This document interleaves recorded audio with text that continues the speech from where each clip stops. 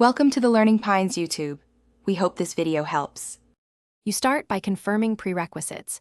You need your Google account credentials and enough disk space. Once signed in, run the drive for desktop installer and choose personal or workspace based on your account.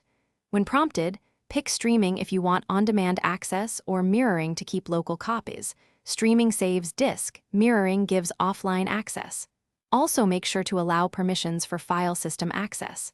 After the installer finishes, let the app launch and go to the next configuration screen. Now you configure exactly what syncs and how. In Drive for Desktop, choose which My Drive folders to stream or mirror. Pick folders that matter to reduce sync load. Next, add any local folders you want backed up continuously, pictures, documents, or a project folder, and confirm their destination in Drive.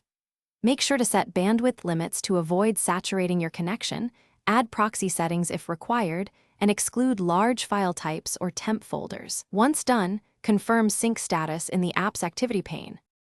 To complete the process, watch the app's activity to confirm uploads and downloads finish. Green checks mean success, spinning icons show active sync. Make sure files open from the synced folder and that offline files are accessible if you mirrored. If you encounter conflicts, open the file in Google Drive Web and compare versions, then choose the correct one.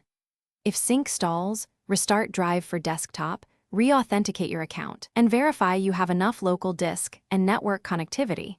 These steps. Thanks for watching. Consider subscribing if we helped you.